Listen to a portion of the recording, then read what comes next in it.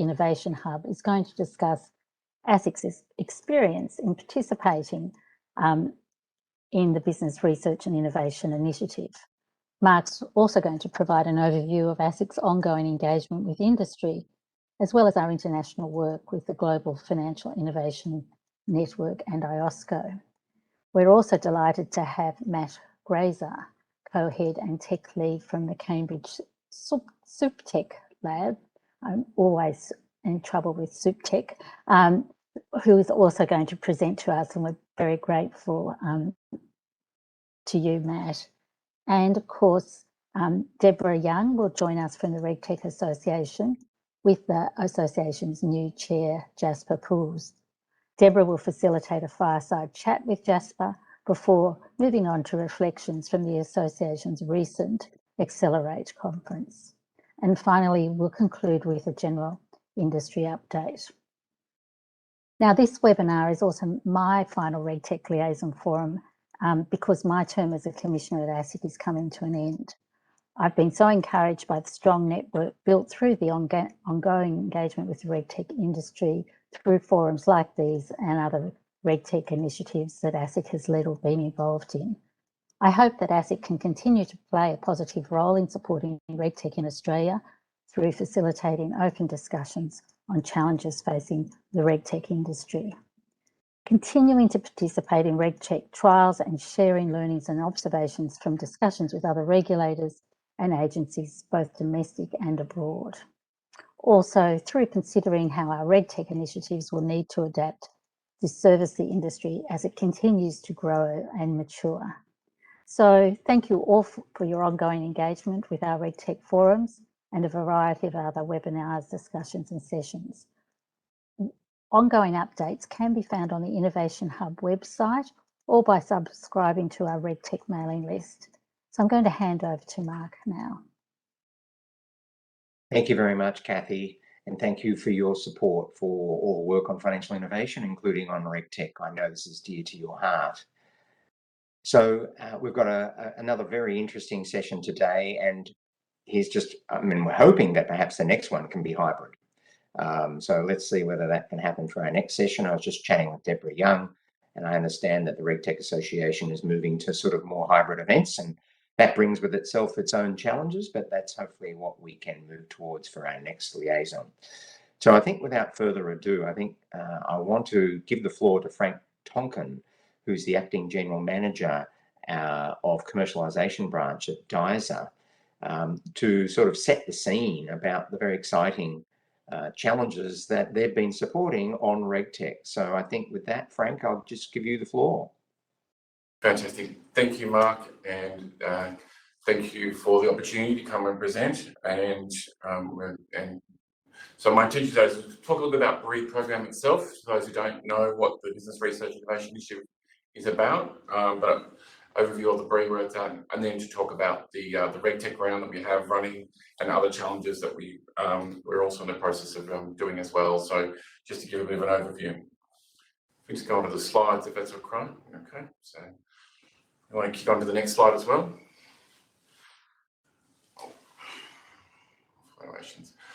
So BRE is the Australian Government's challenge-based innovation program. It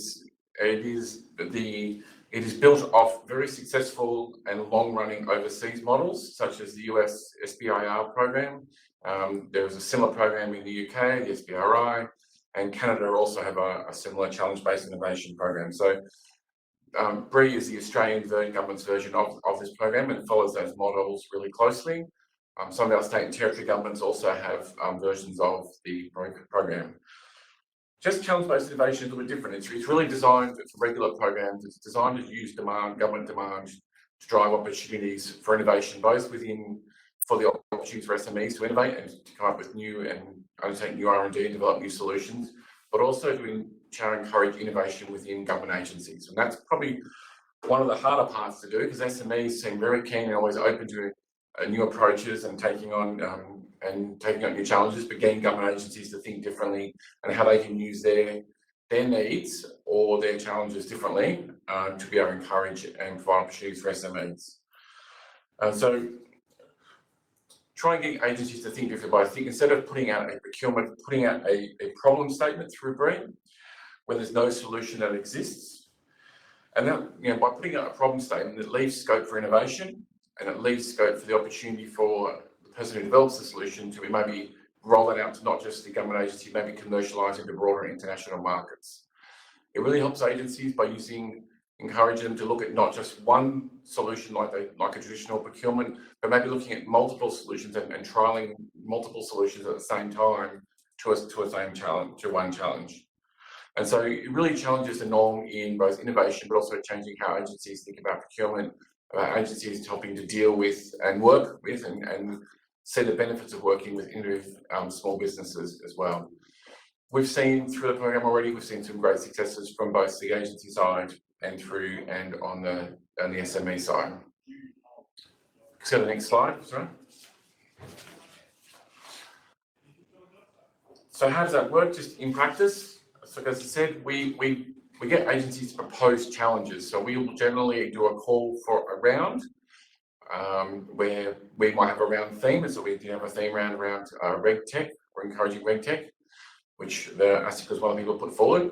But we've had other rounds and other themes that where we've had agencies to propose challenges. So then that way, the agencies come forward with the problem statement, and then we refine that problem statement and we release that problem statement to the market. The SMEs, the startups apply through they're proposing their solution, and these then are ranked by the agency, but also by an expert panel who are commercialisation experts as well, who then look at what businesses and help the agencies kind of work with what companies and solutions should be taken forward. And we try and get the agencies to work with up to 5 feasibility studies. So that means the good thing about that feasibility study funding, it's up to $100,000 and it's unmatched funding. So we give those SMEs, up to 5 SMEs or small businesses, the opportunity to undertake that feasibility study into a very nascent or new area where around that problem statement where a solution doesn't exist. So it may be pivoting off their existing technologies, it may be doing something new, but it's unmatched. Up to $100,000 for them to take that feasibility study, but they get to work with the agency around that challenge, which is really important piece, working with a key customer. That's over a 3-month period, and then at the end of that 3-month period, there's a final report, and then they can apply. The feasibility study companies can then apply for a proof of concept grant, which will be for up to $1 million, and that's to work with, again, unmatched funding, so to work with the agency to develop the solution to a proof of concept phase. So a working model and working within both the agency context, but hopefully during that period, they've started to develop what does the commercialization pathways look like to take that to the globe as well. Because the really part of BREE is it's not just about solving the agency's problem, it's actually hoping to provide an opportunity for SME to take that to the world and take that technology and find other markets beyond the market that the government agency needs that solution for. Companies going through the program retain all IP, and they, again, as it's in the slide there, they can use that themselves to either commercialise a license on or other agreements. We can go on to the next slide. So since the program has been underway since 2016, we've run a series of different challenge rounds. We already have 2 rounds of those of 5 projects which are complete. We have we're well underway into the 3rd round around priority sectors. We're seeing some great results out of that as well. But for those first rounds, where the SMEs have completed the challenges that we work with the agency, we're seeing that has led to ongoing either the solutions being procured by the agency, or the agencies and the SMEs or startups having an ongoing relationship to further develop technology, look at the solution, help them find other markets as well. So it's been a huge success as far as where we've finished the rounds that we've seen. We've had some early look at some data out of those early rounds, and not only is it we are finding success of the projects being completed, so we're seeing the startups growing by an average of 54% of their revenue and turnover size by going the project. They're all, I think, about 80% of those companies saying that they have undertaken new R&D that wouldn't have happened without BREE. And we're seeing the benefits from the agencies. You know, we heard from one agency that they caught up 5 years of research in an 18-month period working with a breed company, working with a startup. And so we're seeing benefits from both the agency side and for the companies, both in terms of growth and commercial success. Most of these companies are going on to commercialise their technology, developing new IP, relationships with research bodies and partners as well. And so, you can see there from those stats, we have 110 grants awarded, $30 million in funding. It also led to some very large procurements that have happened with those companies as well. So we're really seeing a lot of momentum and success to date from BRE, despite it not being as big as maybe some of the international models, but certainly getting good results. And we're kind of very optimistic we're going to see those results continue in the Regtech round. If we can just go through the next slide. One of those examples of a success, and it's probably very much in the Regtech space, is a solution around child safety. This was around from our round one challenges, where they worked with where the SME was working with Department of Social Services, who worked with their state and territory colleagues, because around the sharing of child safety information across state and territories, different state and territory jurisdictions, all of which had their own privacy, legal regulations and different rules that were preventing the share of real-time information around children at risk. And by working with an SME over a wicked problem that had been in place for a lot of years, had been the subject of many interdepartmental groups, discussions, they worked with the SME on a potential solution, and they were able to pilot a solution through BRE, which has now then gone on to be fully commercialised. And now they've got, as you can see, a $5.6 million contract to roll that out across all the state and territories. So for a company that was basically an SME, small business, originally based out of Wollongong, they've now got a national 5-year ongoing IT contract to roll that out. And since then, that company was acquired by another ASX listed company, Objective, and the technology itself, has won awards. It's been put forward for a Regtech Association award. It's run an international procurement award. But most importantly, it's a game changer within government as well. So what we're hearing from the child protection officers, that this is a game changer, and figures as high as 25% more. They can do 25% more cases because of this technology. And that's just because it's just the revolution it's made by rolling this solution out. So we've certainly had some big wins, and there's more examples like that that have come through the program, but we thought that one would be really good for this group. If we turn our mind to the current round, on the next slide, around the Regtech challenges. So we received money in the 2021 budget to actually undertake a round focused on really to stimulate barriers to growing Regtech innovations in Australia, and how government could play a greater role in rolling out and improving Regtech innovation in Australia. So the government was given money to the BRE to run some challenges that will focus on streamlining or enhancing regulatory compliance, or making it easy, faster or cheaper for businesses to comply with regulation. Now, I think when Regtech round, they think of the Regtech round, I'm pretty sure a lot of people turn their mind straight to the financial services sector and associated sector. But we were blown away by the sort of range when we called for challenges across there. Yes, we were certainly very surprised at the breadth and the very different nature of where we landed for the challenges. And so you said there's 4 challenges that were funded there. Yes, we've got the ASIC challenge, which you're going to hear about from Mark. But we've got a challenge in there around livestock, around marine craft, and asbestos. Probably not things that pop straight to mind when people think of Regtech, but the use of Regtech technologies has an opportunity to drive costs, efficiency, and better outcomes in those sectors.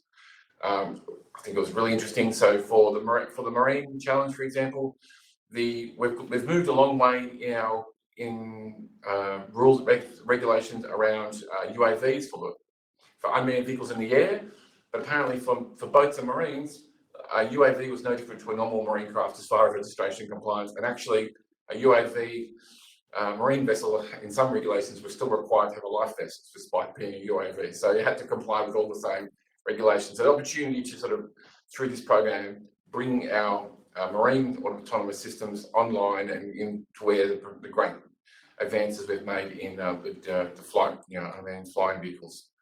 Asbestos, there's so many areas in which asbestos regulation applies. Everything from construction through to packaging that comes in, remodeling existing buildings, demolition. There's so many areas where asbestos testing and regulations and rules apply and are both a burden but also a safety risk for business, and where technology could be used to really provide great outcomes and benefits. And look, the export of livestock, ultimately there's a big impost on exporters to show that the livestock is, during transport, their health and well-being is maintained. That's very cost intensive and at the moment, because of the regulations and requirements, rightfully, to make sure the welfare of those livestock.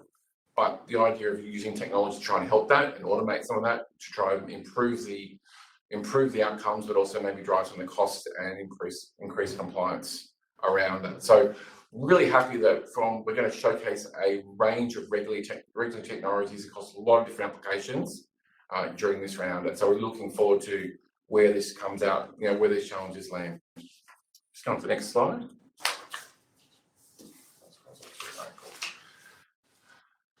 So, as Mark said, we had 17 businesses who received $1.6 million in funding. They had 3 months to do their feasibility studies, which have all finished, and these businesses are now moving on to applying for the proof of concept stages. What we're hearing from the SMEs across the challenges, uniquely, some of the feedback is that basically they've been really enthused by the opportunity to work with the agencies in this space. They've been feeling very supported by the agencies, feeling really good, building strong collaborations and partnerships between SMEs and government on those solutions, and already looking at really positive commercial pathways. So they're already thinking about, if they get through the next stage, where's the market opportunity? How can they commercialise that both domestically and internationally beyond solving the challenges? We're hearing really strong stories from the agencies participating today. They're really enjoying the speed at which agencies and how agile the SMEs are to respond, as opposed to, say, maybe doing a large procurement where if you suggest a change or suggest a different approach, it'd be a contract variation and very large cost with it, where an SME is more and a startup is more about, what a great idea, let me roll it out by the next meeting. Very excited to see the speed at which an SME can pivot on an idea as opposed to a large corporate. Actually, right as we're speaking today, right now, the Australian Asbestos, what do they call it? Yeah, the safety agency is having their asbestos safety conference at the moment, and they're actually invited there for feasibility studies to come and present where their feasibility studies are up to and where they're what they've achieved already and showcase. So they're obviously very engaged and happy with the outcomes and want to showcase all these 4 solutions around asbestos safety. So the Regtech round, as far as we're concerned, is going on to be looking like as successful as the previous rounds we've seen today, if not more. Equally interesting in this same space is we've also we've had the automatic mutual recognition challenges, which are our current 4 challenges that are in the market that have sort of been underway at the same time at the moment. And in a really similar space around how, again, probably related to Regtech, in that it's how the compliance and the sharing of information between jurisdictions around licensing, some deep dives into the building and construction sector and how automatic mutual recognition of licenses and qualifications, and basically how the registration, setting up those registrations of the automatic mutual recognition happens nationally as well. So a lot of strong applications through the BREE program and in the Regtech space. I think it lends itself really neatly to it because it's an opportunity to experiment, it's an opportunity to trial and test in a space that before rolling something out in an area where compliance regulation is really key. So that's our update. I'm really open to any questions or thoughts. So thank you, Frank. I really appreciate that outline and presentation. I mean, to me, there's two things we had this here on the agenda, and I'm going to make observations on our own experience today too. Is that one, really want the community here to be aware of it, and this program that DISA runs and its potential relevance to RegTechs here. And I know in the ASIC related challenge there were 58 applicants, and many of them attend this RegTech Liaison Forum. So that's primary purpose number one. And secondly, I think you've illustrated the breadth of the subject matter for which these challenges are directed towards. And you can never tell what kind of technology in one sector may be as apt and relevant in another sector. So they're all sort of representative problems. And so I think it's exciting to see that breadth of activity occurring. So they're my two quick comments on my gratitude for your presentation. So there is the opportunity for people to ask, I think, Q&A, I think, in the system. I don't think they've got the capacity to put their hand up and we ask them. I can't see any questions at the moment, Frank. So by all means, people, please put something in. I might proceed then with my section, Frank. I don't know whether you're still about for the next 15 or so minutes. Yep. Okay, so if people do have questions, either inspired by what Frank introduced and perhaps what I observe on, please put them in, and it may be that it's apt for Frank rather than myself to take on a query. Okay, so if you're fine with that, we'll move on to my area. And I was going to update the community on three things in particular. I wanted to just touch on, again, ASIC's approach to RegTech and engagement with the RegTech sector. I wanted to indicate some developments happening at an international level, which to bring to your attention. And thirdly, I did want to make some observations on our experience on the BRE project that we've been part of.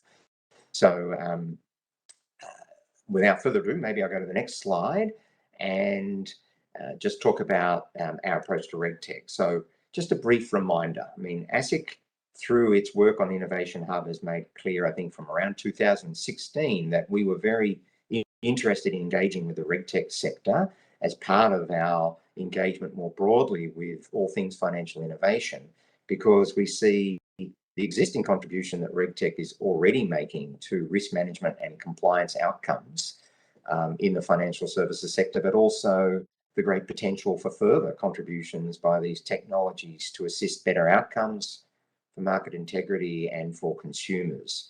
So that's where we come from. And we did canvass views from industry, I think in 2017, about our approach. And we landed on some guiding principles, which meant that we would try to focus our initiatives where there's an alignment with our strategic priorities as they evolve over time, that we look to try to have a small handful of focused initiatives. And in past years, we've conducted quite a lot of showcases on RegTech, including where we had some special purpose funding for that purpose. But at present, I think the major initiative that we're doing, apart from engagement, is the BRE project, which I'll chat on shortly. And lastly, we're guided by the principle of learning from industry and regulatory developments and regulator developments, either domestically or internationally, and through their case studies. So they were sort of the guiding principles. And that led to at least one theme, which is engagement. And this chart gives you an idea that, you know, since we've been keeping information on our engagement on financial innovation, there's been considerable amount of interaction with RegTech businesses. And I think this calendar year, it has been starting to slow down a little. It may be something Deborah and Jasper may wish to observe on, but there's a maturity in the sector, which has occurred over time, so that may be a factor. But I think one of my purposes today is really just to remind attendees today, if they haven't chosen to knock on our door and introduce themselves and say, this is the contribution my business model can make to risk management and compliance outcomes, so just so that we're aware of it. If you haven't done that, please think about doing that. And there's ways of doing that through our Innovation Hub webpage, and you can contact us and that can occur. There's been about 8 or so of those meetings this year, and there's been a good number of them who make use of artificial intelligence in terms of monitoring, reporting, platforms that are used by business models. And equally some businesses looking at responsible use of AI, so deploying systems which can assist businesses look at those challenges. So there's kind of things we've been seeing more recently. We haven't seen really informal assistance requests for a little while, and I think that's not terribly surprising, because informal assistance is more where a business may say, it's unclear to me whether what I'm planning to do may require a financial services or credit license. So they may have hybrid business models where they're also wanting to supply RegTech or SupTech solutions, but also venture into other areas. And those kind of businesses have knocked on our door and sort of said, can you give us some pointers about the regulatory framework as it may apply to us? But again, I wanted to note it is another avenue for, let's say, RegTech orientated businesses to approach ASIC if they did want to receive some introductory sort of pointers around the regulatory framework and how it may apply to them. So my sole purpose with this slide was really just to remind you about our approach to RegTech and the theme of engaging with ASIC about your business models and queries you may have. So if I could move to the second slide, I wanted to touch on some international developments. I routinely do this, but I do want to flag we're not trying to pick any particular international developments, and I think we have an aim at our next liaison to have a few more domestic developments, including perhaps observations we have on breach reporting and obligations and opportunities for RegTech there, and interested in inviting some of our colleagues to come and speak on the topic, just like DISA today, which could include the Prime Minister and Cabinet. So stay tuned on what we can arrange for the next meeting. But importantly, there are useful international developments which I wanted to bring to your attention. The first one's the Global Financial Innovation Network. It is a network of over 70 regulators and a handful of some international sort of NGO bodies, all interested in the power of financial innovation, including RegTech, in the provision of better outcomes for consumers and operation of markets. It is very much an information sharing network, but it has a program of work looking at RegTech and SupTech, and I lead one of the RegTech work streams under that committee. Now, largely its inputs are internal. It does have an external invitation for trials, and that is something that the group is looking for again to see whether that can occur. In the last round of trials, I think 2 entities undertook RegTech related trials across various jurisdictions. But we also have sort of internal showcase days where I think there are public reports of some of the observations. So in July 2021, there was a showcase event where there was a whole round of virtual sessions held on all topics RegTech and SupTech, and a report was issued in December last year. It's very high level, but there are some themes there that if you haven't looked at it, just look up GFIN on the webpage and you may see some observations there resonate with your own views on the sector. We're going to be conducting another series of showcase events for the network in June this year, later in June, and I'll be hosting a few RegTech related ones, and I'm hoping to perhaps showcase an Australian RegTech firm at that, as well as conduct a panel session with supervisor and enforcement executives of a number of regulators to talk about recognition or allowances that are made for businesses that use RegTech in their supervisory and enforcement activities. I think that's a topic that will emerge over time, but it's a good opportunity to explore that with some senior executives of that nature. There will also be some presentations on developments in regulatory reporting, as well as a series of academics who will be talking about some of their perspectives about opportunities in RegTech and SupTech. I mention this all because I do hope to pass on some of the fruits of this to you in future meetings, and there will be a subsequent report from GFIN on these subject matters as well. So wanted to highlight GFIN for you. I think Cathie mentioned IOSCO as well. Just 2 things from IOSCO. One is, I think in September last year, there was a report issued by this body, that's the International Organization of Securities Commissions, of which ASIC is a member, and It issued a report in September about the use of AI and machine learning by market intermediaries and asset managers, and had a number of observations and I think pointers both for regulators as well as for those firms.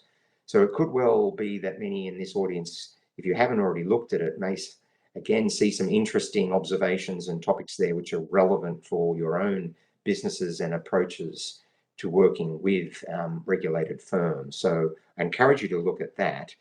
A second area that I think IOSCO will be spending a little bit more time in the coming year, I think through its enforcement committee, will be looking at social media analytics and how agencies are making use of that, including, I think, some of the working with the limitations on use of social media and where there's opportunities for social media to contribute to their activities. And this is relevant for our BRE challenge as well.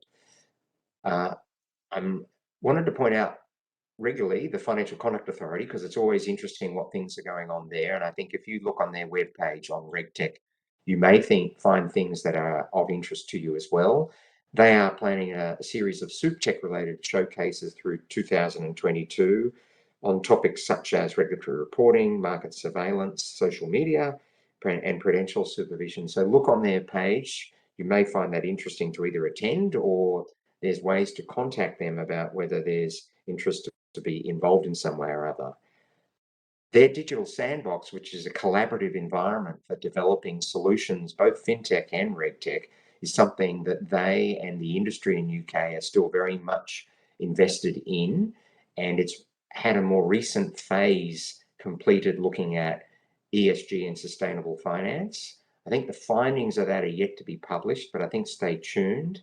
But they have reported, they did issue a report on their activities on the digital sandbox, I think the end of last year, with a whole range of observations about where there are some really positives coming out of their work here and whether there's some opportunities for enhancing the activity. I mention it to you because it is an open environment. It's open for regtechs and SupTechs around the world to engage with opportunities there. And it's also open to regulators to be part of the observational or collaborative platforms. And it's something that may be something that aligns with our interest depending on potential trials that occur in that sandbox.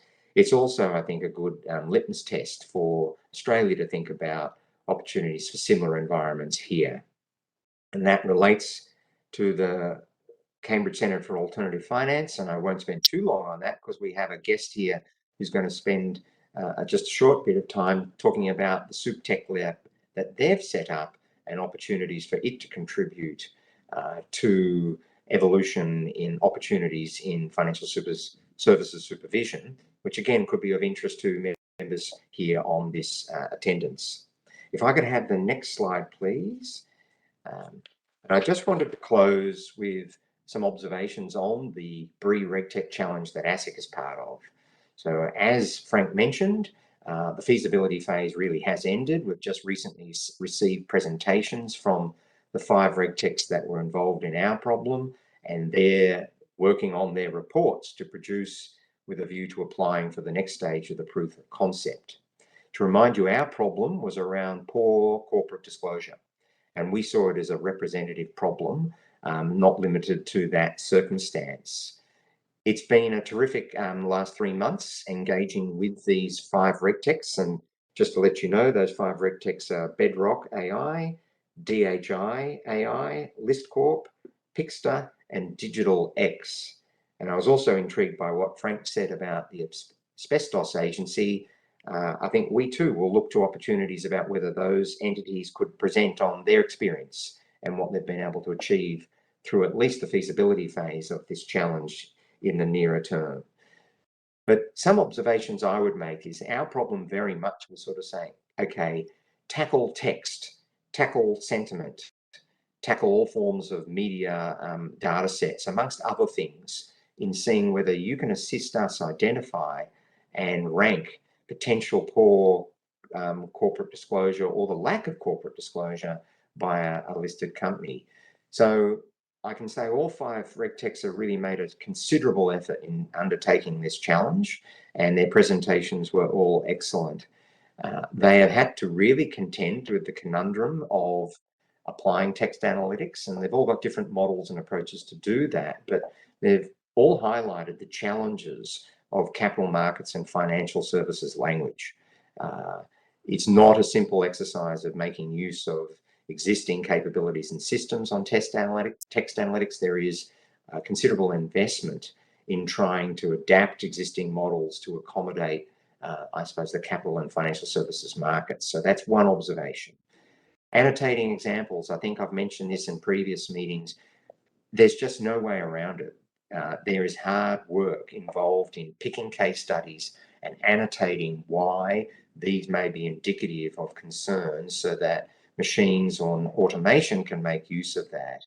And so there's been forays into doing that, and I think that's been a real difficult challenge for the Regtechs. There's also been some explorations about how machine learning can do some of that annotation itself on an ongoing basis. So I really just wanted to emphasize, I think that is part of the hard work of the problems. There's multiple data sets that ultimately we would like to be brought together to harness the capabilities. That could include analysis of market trading data and information like that, but also all forms of media and social media. And so this has highlighted perhaps some of the limitations of use cases of social media, and applying these text analytics across all these sort of fields of information to be part of trying to solve the problem. Financial reports is another area, and prospectuses, trying to analyse tables and financial information and bring that to bear has proven also to be a challenge for these Regtechs. And a number of them are all applying various forms of sentiment analysis to the kinds of communication. And so that's been an interesting component of the work as well. So there's been considerable promise shown by these Regtechs in their feasibility activities to date. It has meant a considerable effort by ASIC, and so this has been interesting for us too. Consider a number of subject matter experts in our markets area have been engaging with these Regtechs on a regular basis. We're not their professional consultants, we're not their legal advisors. It's more informal pointers through the process of them developing their work. But that's been, I think, good for them and good for us through this exercise. I want to thank the ASX for making available data, and I think it's been an important part of the project, trying to obtain data sets that can assist people in their feasibility phase. So that was an important component of this work. We're not only wanting to try to share the learnings with you as members of this community, but also our fellow regulators domestically and internationally. So we invited a number of regulators to the feasibility stage presentations, and I think those Regtechs really enjoyed that, and those regulators enjoyed it too, because we want the learnings to be for everybody as much as possible. So that's been another part of it, and we're hoping to continue to engage with these regulators through the next phase of the activity. So stay tuned. As Frank mentioned, I think we move on to narrowing this down to perhaps 2 Regtechs continuing to work on this problem to develop a proof of concept. And we hope to be able to share as many of the learnings with you as that proceeds. And Frank has really inspired me to think about whether we can see whether there's presentations that we can have from those Regtechs to this community in due course. So you've probably heard more than enough from me. I might stop there and just see whether there are any queries. So I can see one question there, which is about who can submit problem statements. And I think that's in the context of, I think, the DISA program on BRE. Frank, are you still there? Yep. Did you want to just sort of touch on how the problems are brought forward and who can put their hand up and say, I've got a problem for you to think about, DISA? So we do, generally we call out to all APS agencies and bodies within the APS or associated with the across Australian Public Service. So we work within that, we cross across our agencies. So yeah, the challenge statements come from within, only from the APS level at this moment. So we work with a range, including the small agencies, we've got the RDCs, corporations are involved in some of them. So Commonwealth entities is generally who puts forward to the problem that we do the call out for problem statements from.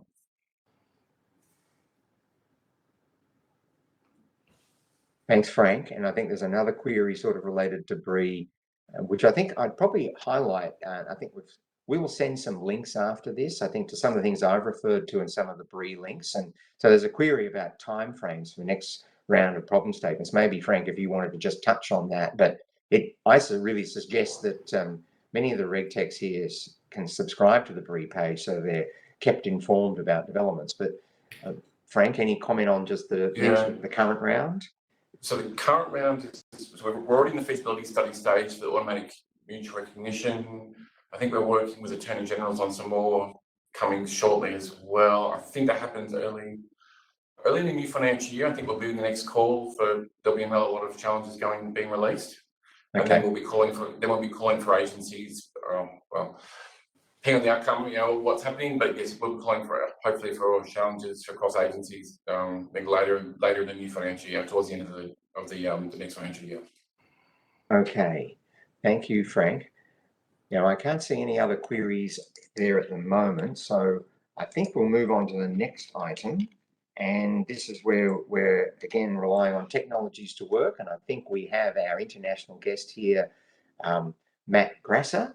And Matt, I think we wanted to give the floor to you on this initiative as part of the Cambridge Centre of Alternative Finance. I just want to let everyone know we're not endorsing anything that CSAF is doing, all this work. We're just wanting to bring it to your attention, and we thought it would be a good thing to do. So with that, Matt, as I might hand over to you to sort of just give us an idea about what is this SupTech lab that you're part of. Sure. Thanks, Mark. Yeah, before we dive in, I just really want to express my gratitude for having us here today. It's a real privilege to have this opportunity to begin what hopefully becomes a deeper conversation together with this broader community. So given that we have just around 10 minutes together, and I know I'm between you and Deborah with Jasper, which is always like a really exciting presentation and dynamic duo, I'll focus first on just a brief introduction of the lab, followed by some areas for potential thought partnership and collaboration with the vibrant RegTech ecosystem. So first off, what is the lab? We're a relatively new initiative launched earlier this year, but with some already proven success and history behind us. So the lab itself is run together with my co-head, Simone Di Castri, with whom I've shared a long history, including with the RegTech for Regulators Accelerator, R2A, which is sort of back before SupTech was called SupTech. We were developing what we were calling RegTech for Regulators solutions. So really, this is sort of an expansion off of that program, an augmentation of the impact that we had under R2A. But we're housed now within the Judge Business School at the University of Cambridge, within the Center for Alternative Finance. And we have a deep focus right now on producing cutting-edge research, intelligence, and production-grade software solutions. So yeah, I think in terms of the slide that's on the screen, for those of you who were attending our launch in April, you may already be familiar with this mission statement. But really, while this is addressed to the supervisory community, there are clear implications of this vision that extend into areas that the RegTech community has been working hard on for some time. Familiar terms in here might come out like removing unnecessary silos, automating manual processes, digitally transforming organizations, generally working together to become more smart and agile in addressing 21st century challenges. So specifically, what outcomes do we seek? First of all, we aim to remain a neutral platform grounded in academia, but also driven by expertise of private and public sector partners, which serves for our community to rally around. This platform should really serve for our community to draw from, to feed back into, to continue deep conversations about development of these solutions. Secondly, we're deeply solution-oriented, which means we're most interested in engagements that produce real-world SupTech solutions. And to do that, we seek collaboration and marketplace development. So Cathie was mentioning earlier the rapid growth of RegTech. We foresee, similarly rapid growth, maybe not to the complete volume of RegTech solutions, but as a share of financial authority expenditures in the SupTech space. And I think similar to what Frank was highlighting in his presentation earlier, we're really eager to take common unaddressed problem statements from financial authorities design competition models, depending on the solution, might be an RFP, tech sprint, grand challenge, and really select a vendor that can prove themselves in one or more jurisdictions with a focus on scaling and sharing that solution with the global community. So how do we accomplish this? We can move to the next slide. We really have 5 pillars. These are really the core of our offering. So we do deep dives on developing SupTech intelligence. So this means really a comprehensive evaluation of existing SupTech deployments. We're doing this through a global survey of financial authorities, as well as through interviews and deep dive questions. And we're developing also a theory of harm as financial technologies become more prevalent and raise new risks for supervision that weren't previously as abundant or as pressing. And complementing that with a SupTech theory of intervention, so how supervisors can more effectively mitigate these risks using SupTech. So we have this body of intelligence that we're constantly developing, trying to stay at the edge of insights in this area. We also don't want to just maintain that. We want to share this with a set of innovation leaders to actually go out and use this knowledge to develop their own solutions, to procure interesting, novel solutions in their own jurisdictions. So we run an innovation leadership program, which is a 9-week online self-paced program. We're starting in September 2022.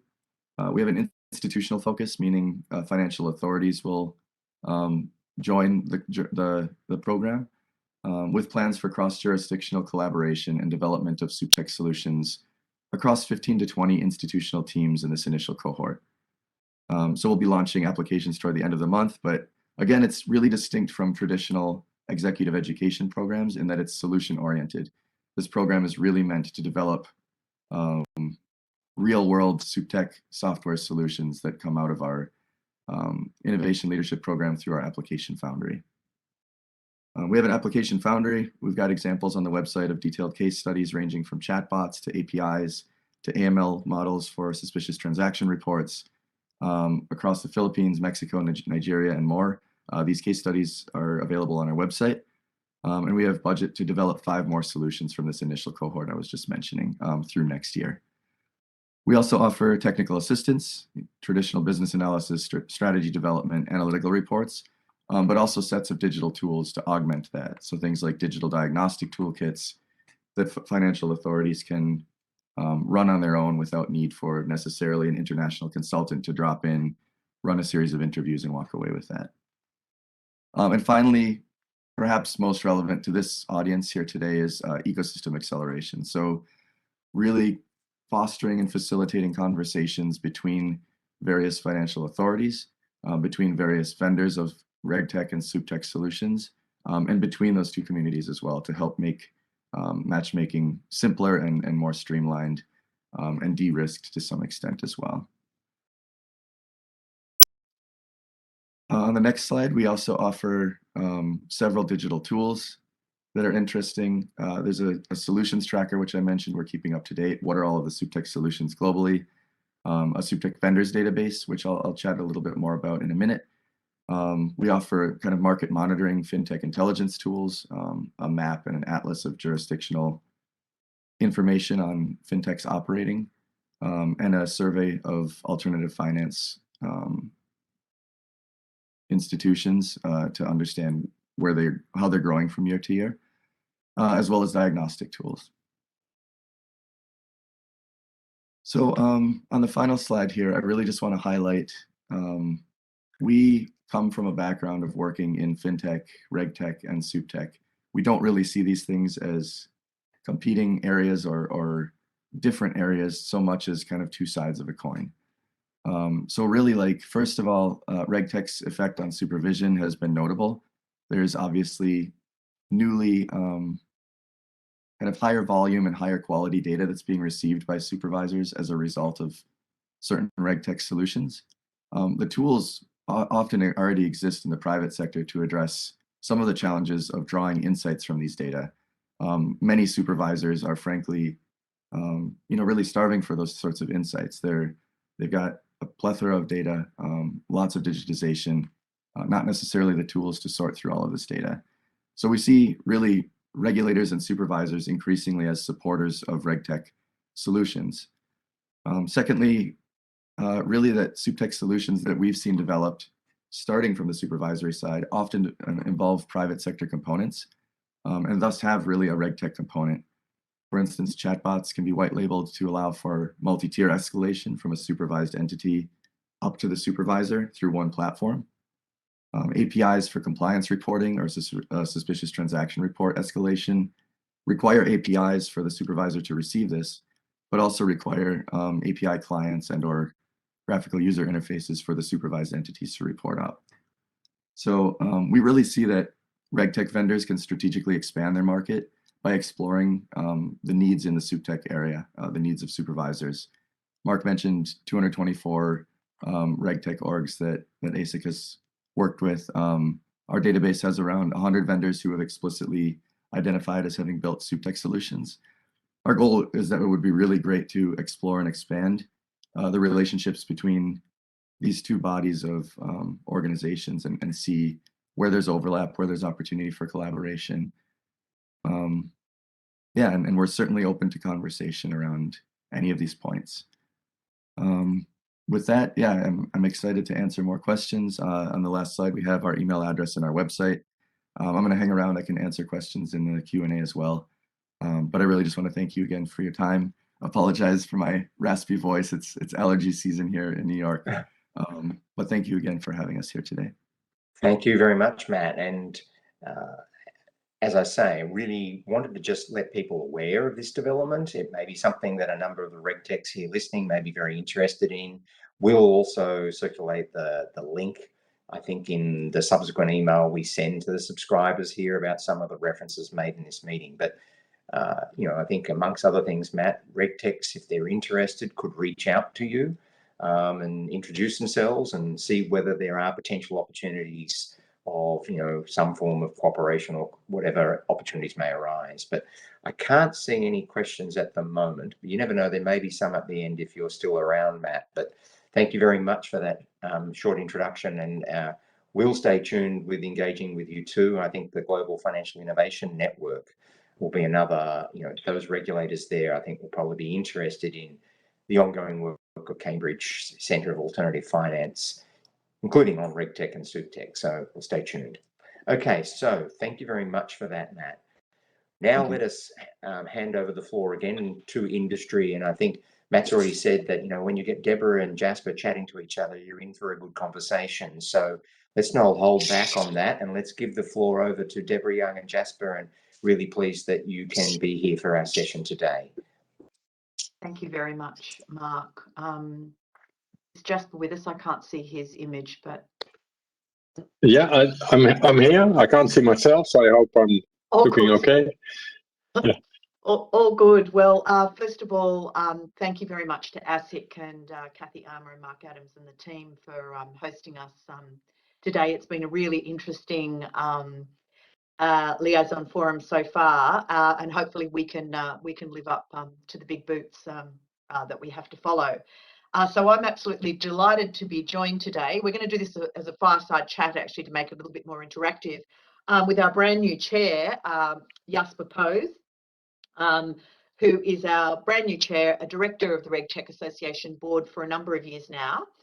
We're going to talk a little bit about Jasper's background, what brings him here today, his role with the RegTech Association, why he thinks RegTech is the new black, and we're going to discuss some of the key drivers that we are seeing at the moment and what we can look forward to in our current plans. So if that sounds okay, we might get underway.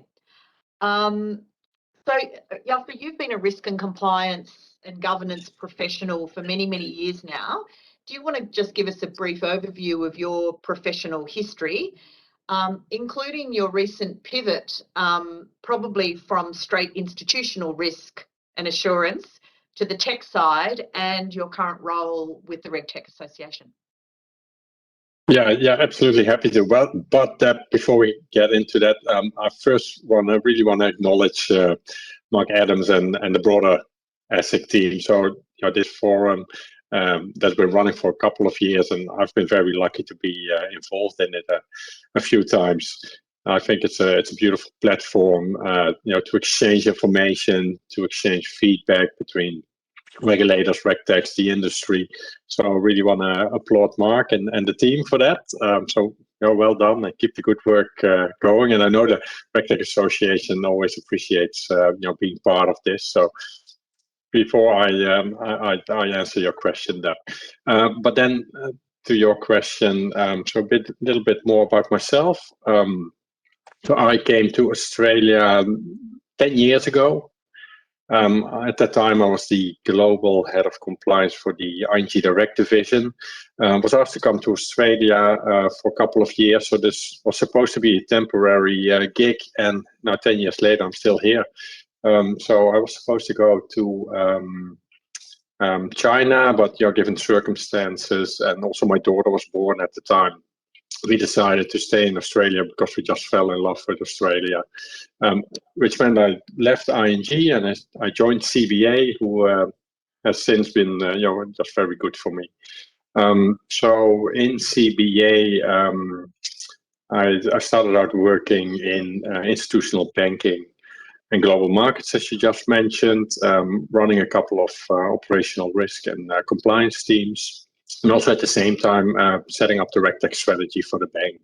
And that sort of has evolved into the new role I just moved into as general manager for performance and risk transformation in our technology division.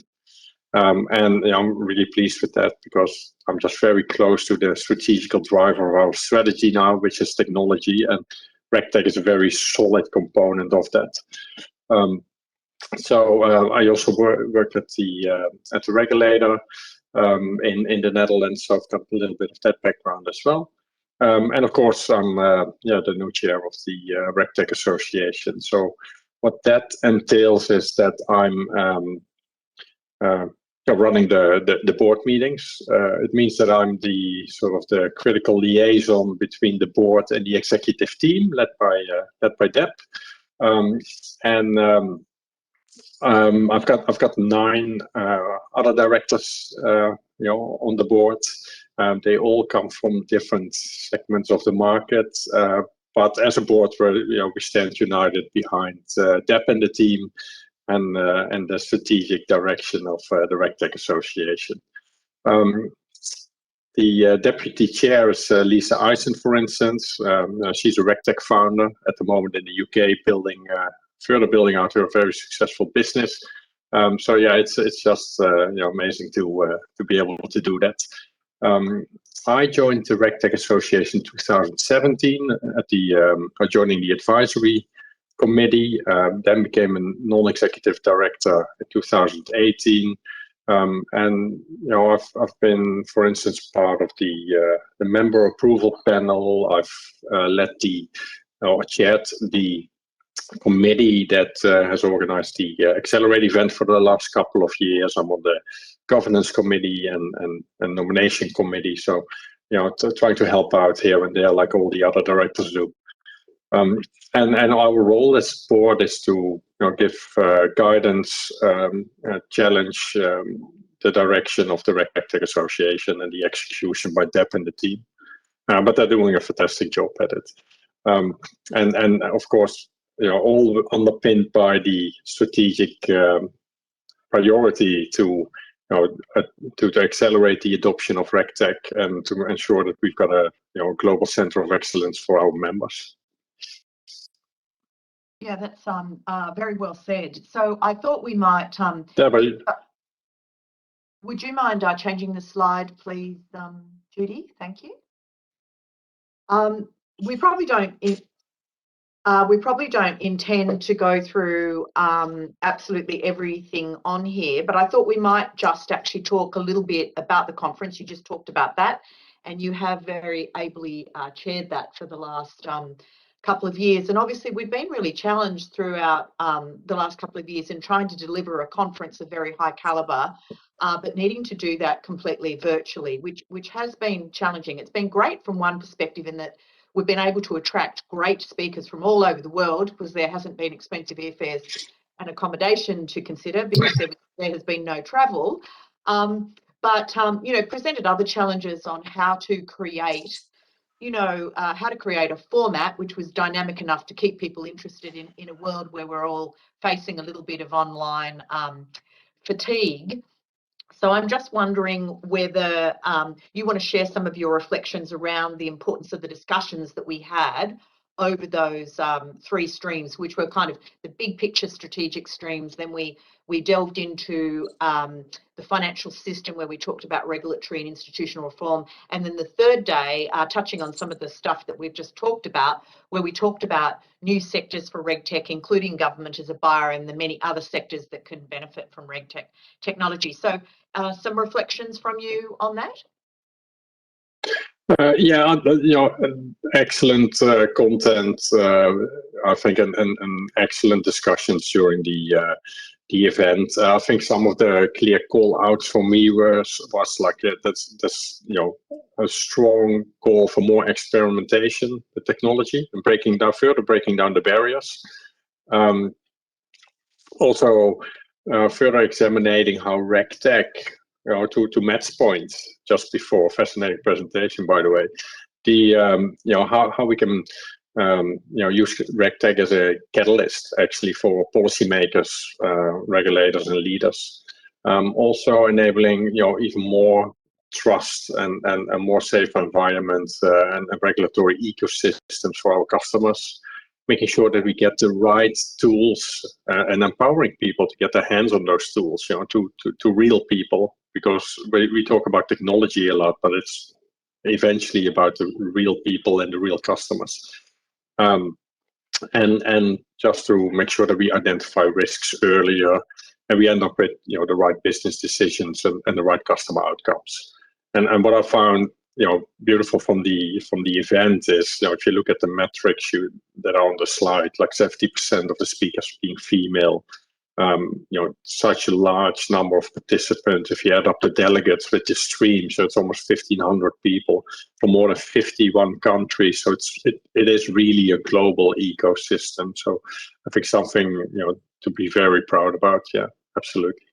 Yeah, absolutely. And, you know, we started thinking about our planning for next year. We're not quite there yet, but it is highly likely to be a hybrid event. So we'll take the essence of what we created this year, but then feed that into what will be, you know, I think the environment will continue to evolve over the next 12 months. And that's our challenge, to try and stay on top of it. As Mark said earlier, it is quite challenging to run hybrid style of events, because you not only have to cater for that online audience, but you've also got to cater for the face-to-face and make sure that everybody's getting a great experience. So watch this space, and a call out to my team, who did a magnificent job under a lot of pressure, because it really is like running live TV. So I think we can all go and work for Channel 10 or Channel 9 after this, and be quite confident in our capabilities.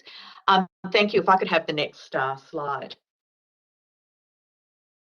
So we don't intend to go through every single thing on this slide, but I think Cathie did start us off very nicely around Juniper Research's number there of this. They're expecting by 2026, you know, the RegTech spend to be $204 billion US, and that's just in financial services. I'm just wanting to pose to Jasper. We look at some of the metrics on this slide, but actually, you know, and with the backdrop of that significant number, you know, why RegTech and why now? So big question. That's a good one. It's, you know, it's, the growth is undeniable, right? And we're just at the start of it. So 204 billion, you know, 2026. That is amazing. And that's just financial services. So if you know, again, look at that difference between fintech and RegTech, fintech is a vertical. So it is, you know, a new offering or an additional offering of financial services, while RegTech is actually a horizontal. So it's tools that enable the management of risk and compliance across these offerings. And that is not limited to financial services. That also applies to any other highly regulated environment. So if we're talking about, for instance, energy, telco, but also government, that can all be powered and facilitated and supported by Regtech. So I think this is just the beginning. Yeah, for sure. And I think interesting for the regulators that may be on the line, we did a recent survey, and it was about 20. I'm going to say 26 or 27% of our members responded, but the indications were that conduct and culture was right up at the very top of what institutions are looking to solve for. So we thought that this was a very interesting stat, because normally that comes out with financial crime on the top, and the two top areas were actually conduct and culture and regulatory compliance on the demand side.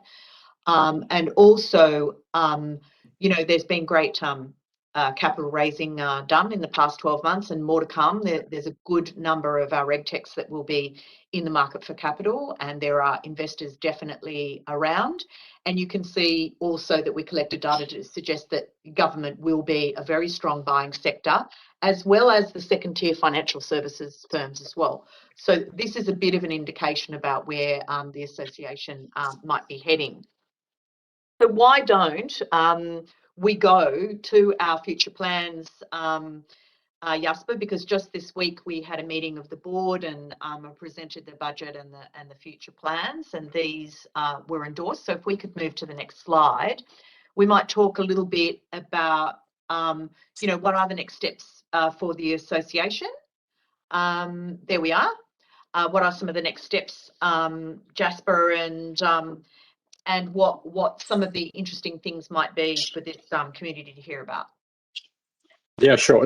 So we'll stick very much with our core strategic drivers and objectives, right? And that is advocating for the value of Regtech, exploring new markets and new segments, and then of course keep fueling and facilitating that investment. So that will not change, but we'll have underpinning activities that around those, and I think those are really very exciting. So what we try to do is to ensure that everything we do actually has clarity, has scale, and has impact.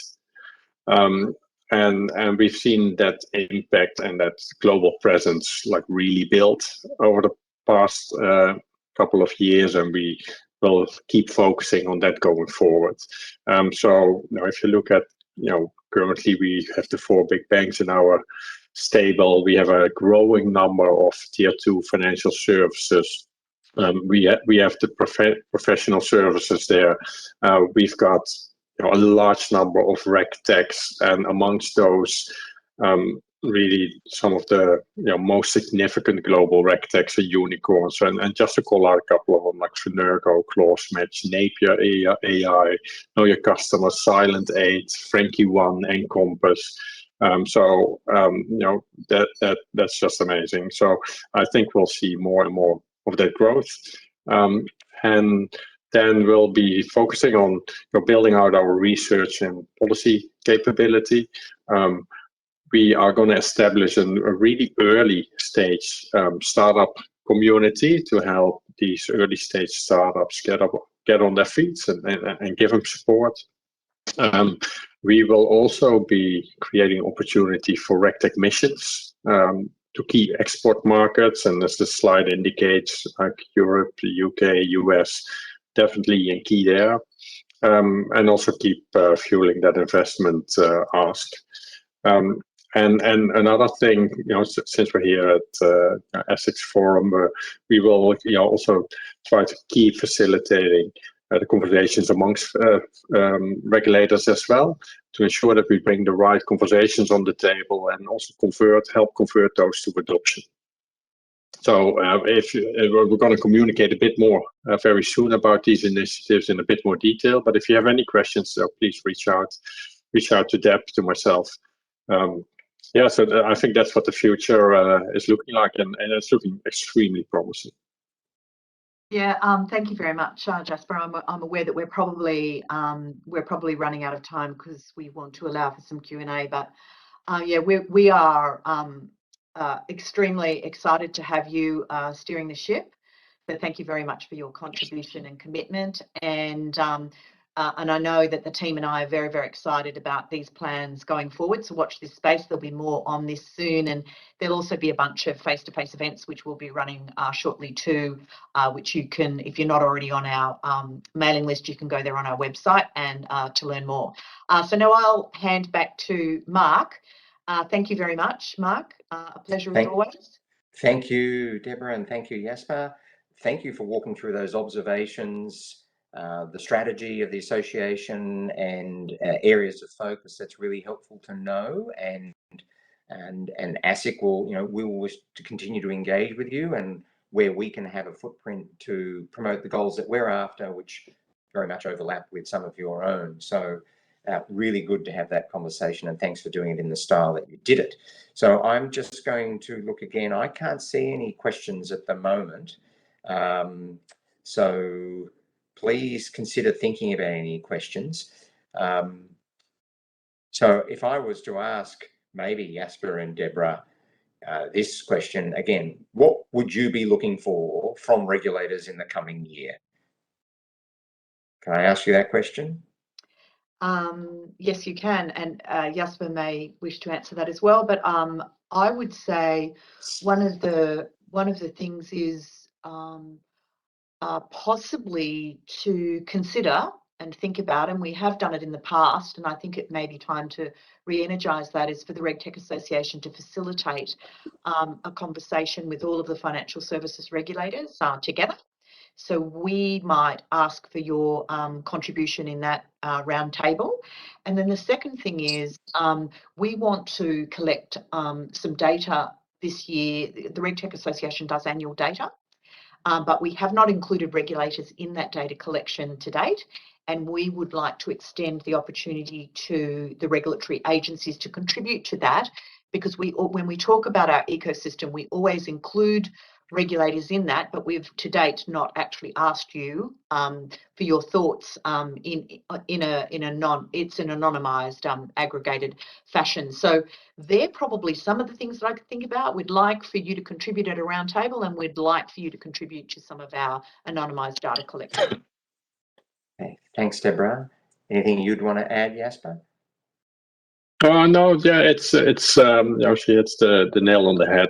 I think the roundtable would be fantastic to have your participation in that, and we fully acknowledge and recognize, of course, the neutral position you've got as a regulator. So and we respect that. But that would be really good. I think taking a step back, since we see a lot of globalization, I think it would be good to have a conversation about standardizing rules around the world. It seems that borders are disappearing with the digitization of our world. So it would be interesting to explore that topic. Okay, well, thank you very much for those observations, and we'll bear those in mind and look forward to working with you as best we can, and our regulator colleagues as well, that we have a good network with. The questions come in from Saket Narayan. Hi, Saket. Pleased you're here with us today. A question for Deborah and Jasper about really opportunities in the Oceania Pacific area. So I suppose when you think about export, we think of the big markets, and we probably think of Asia and opportunities there. But do you have an observation, I suppose, on those probably smaller markets, but probably equally with a solid use cases for the role of RegTech in their world? Yes, they most certainly do, and I think it's just a question of for us at the moment, it's a question of resources and what our members are actually asking for. And so our members have clearly identified the scale that the UK and the Europe and the US can offer them. It doesn't mean that we won't look at activities in the APAC region by any means, but it just means that probably the focus is there just simply because that is what the members are wanting. And we have great relationships with the trade agencies across Asia, and we do work with them from time to time.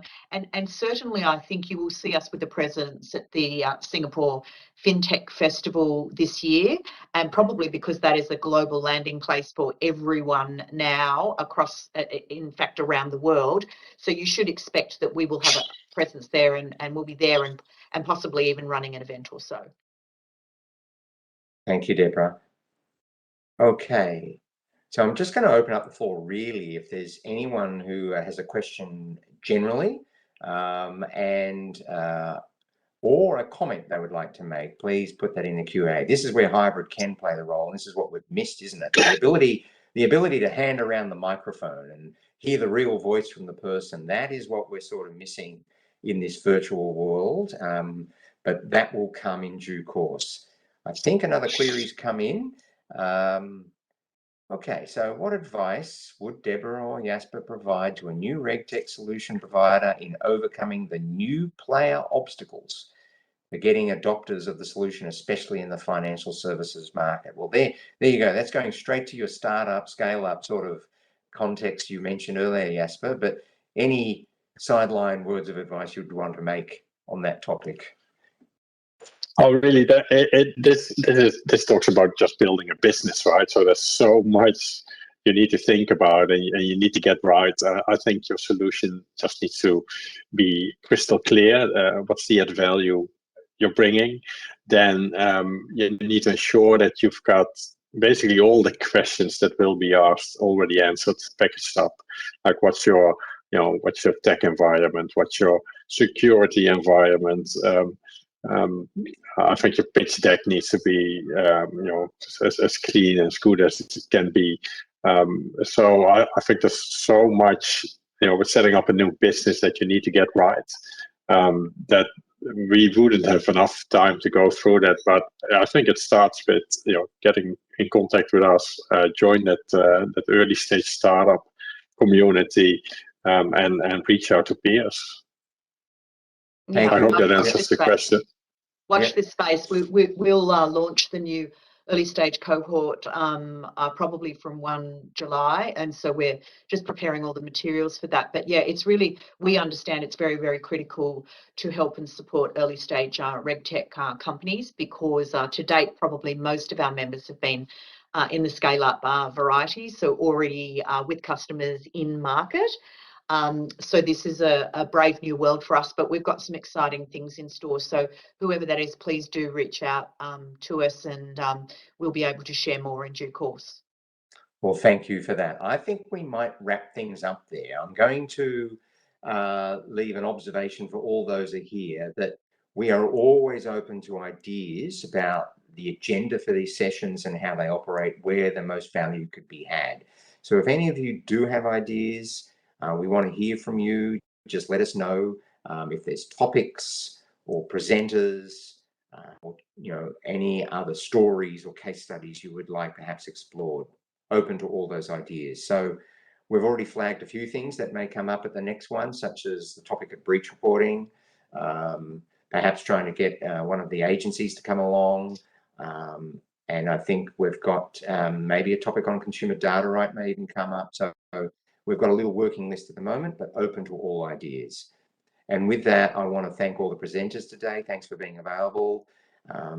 Thank you to Mark over there in New York, being appreciative of you managing your time frame on that. And I want to thank Judy Yu, who's now the new communications support person and officer for the Innovation Hub. So thank you, Judy, and thank you to Terry Lloyd at our VC area for putting this on and making it work so well. So all the best to you, and onwards and upwards. You never know, may see some of you in person at the next event. Thank you. Bye.